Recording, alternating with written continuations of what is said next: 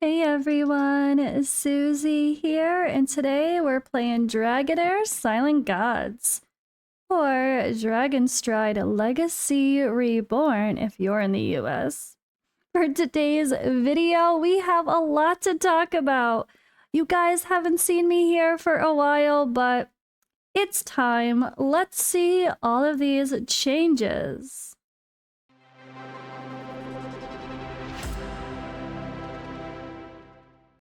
For real, guys, there are so many changes in Dragonheir, and this video is not going to do it justice, but I'm sure going to try.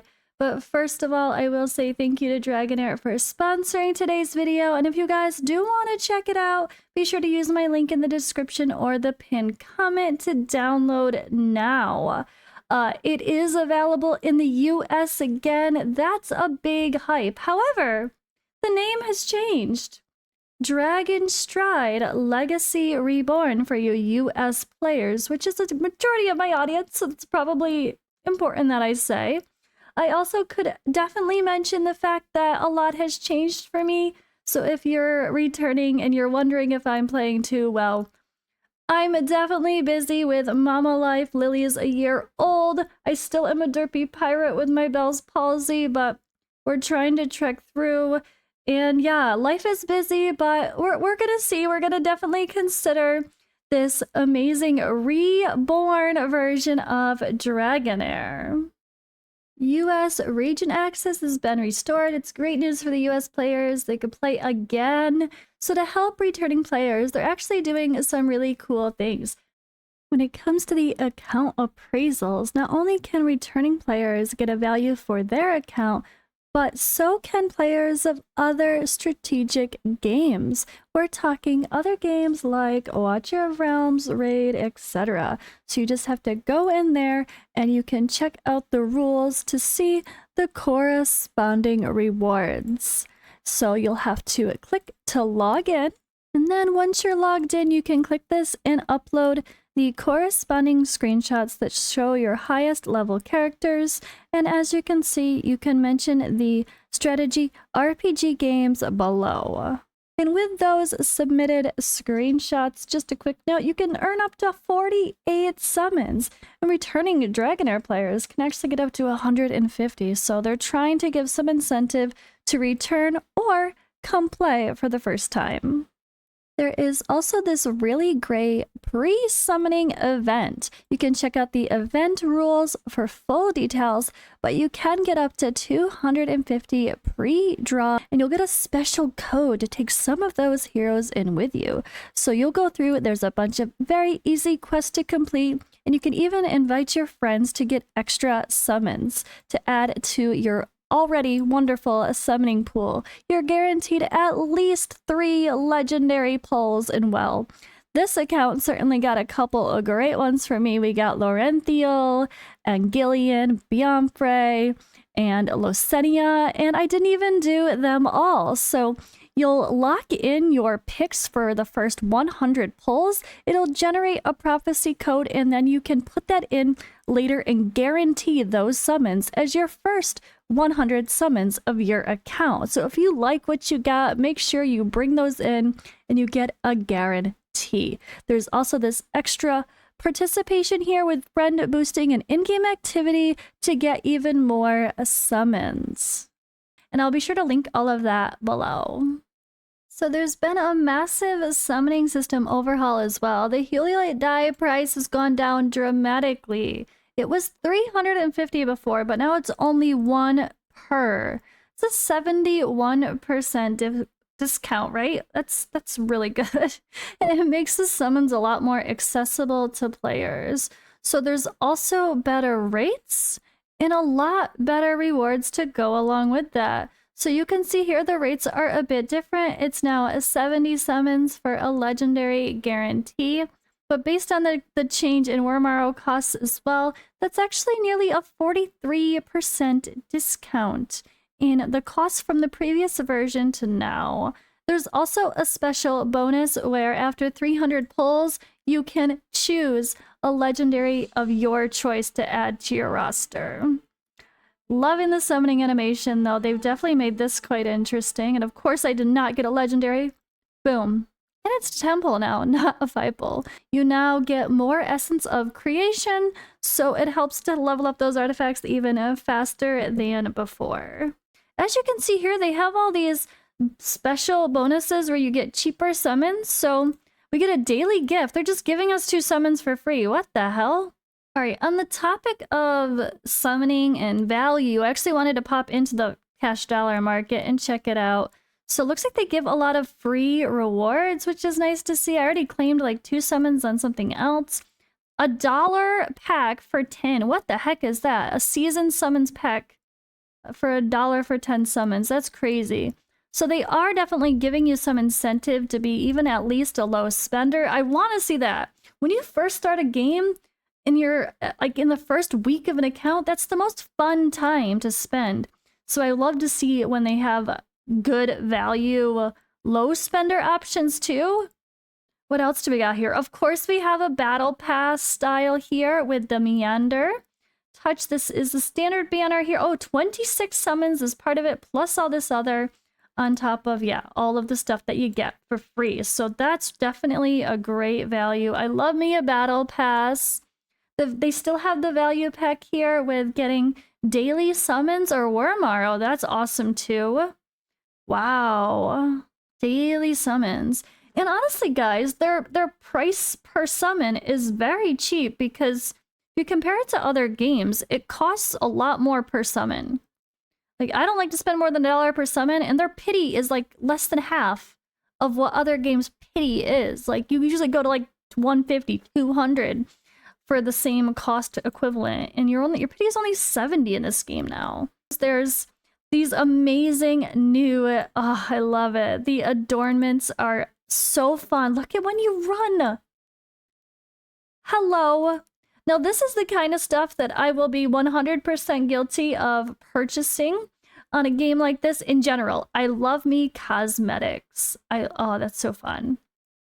And I even heard that there is a pack where you can guarantee a legendary of your choice. So stay on the lookout for that if you are a spender. But I definitely see the value going much further with these prices in the new pity system than it did before. So I feel like your dollar is much better spent in the new version. And hello, this is what I like to see. A 7-day login where, of course, we get some basics here, but we also get a free legendary hero who is got some jiggle physics that we can appreciate. I like it, guys. Holy crap. That is amazing to see. Oh, nuh-uh. Garius is the login hero as well for the normal login. Gosh darn, now that is a great choice. That's what I want to see as well. Wow. Wow, okay, definitely some fun stuff to see here. We have top-up gifts for your first top-up. You get that chest of your choice, plus a free hero, plus some additional bonuses. There is also much faster progression, less of a grind. So there's the new level resonance system. Your entire roster now levels up together, saving a lot of time and effort. The breakthrough streamline process now gives upgrade restrictions gone. And making hero progression easier than ever before. It's not just that one tap to level up your heroes with one single action instead of all that grind that we knew existed. And now there's also a deeper hero customization. There are talent systems in place that allow every hero to have access to a special talent tree, and this can expand your build and options for more strategic combat and a ton of flexibility. I know people love customization in these games. It's really important. So there's also been some combat revamping and quality of life upgrades. There is a bond system where the team synergy is now rewarded.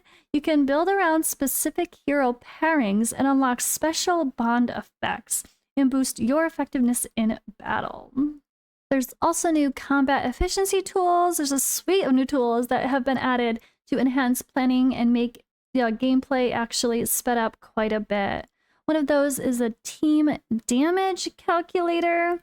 It's a recommended team formations to help you find, what to use a bit faster and easier. There are smart farming tools like a multi-speed one with no entry thresholds like before. And there's some new gameplay modes for all types of players that we definitely need to briefly go over as well. There is Infinite Realm, which you dive into a roguelike experience with endless layers of challenge and variety. And Ancestral Ruin is a scaled PvE mode that's like built for earlier mid-game players with solid rewards for sure. Really like the look of that. It looks super fun. There's also this Cosmic Expedition, a creative mode where like every hero has a chance to shine, I guess. You want to have a reason to use your whole roster, right? I like that. So even the ones that you might not use as often, this might be the game mode you pull those out. And then Planner Expedition. So this is a co-op or a guild versus environment mode with your alliance. You coordinate with teammates to overcome large-scale battles. So overall, I think things sound great because there's less routine but more rewards. No more of those commissions and daily task grinds. You just log in and claim your rewards when it comes to those alliances as well. I like to see that change too. The dungeon overhaul has happened for sure too. So now they scale much more dynamically in difficulty and reward. So hopefully that provides a much more meaningful experience for every challenge and not just let's do the same thing over and over again. We don't want repetition and a boring grind. We want something a little bit more interesting. And Fey Realm is now automated. So the characters now auto-progress through the Fey Realms, earning better rewards over time with no extra effort. It did take a bit of time doing the previous way, which was fun, but I'm all about saving time. So overall, I think the goal is to play more, grind less, chores reduced, dailies on like those journey quests have been trimmed down or removed. Features like the auto-pathing and node skipping help to streamline the experience as well. We're also going to be talking about accessible team building. Yes, nodes like Otherworld Exploration, the Echoes of Clepsydra now require fewer heroes to form your teams, so making them a lot more approachable. It used to be so overwhelming, and that was one of my least favorite parts of the past, so I'm really happy to see that change. Strategy-driven meta shifts, I think, are really going to be key. There is more gear freedom. You can equip multiple mythic items. There's no more restrictions about which pieces can go in which slots. I love to see that. So now it's just gear them however you want, not just made for one, not just a glove, right? I like that. Hero skills have also been revamped. So certain hero kits like those in rally comps now scale dynamically. For example, like ultimates may change based on rally stacks, adding new layers of tactical timings. So it's not just as cut and dry as before, and hopefully it provides for a variety of team compositions. There's also, again, these expanded talent builds. So each hero's talent tree opens multiple combat styles, letting you fine-tune based on your preferred strategy. Overall, like there's just huge rewards in and out of game.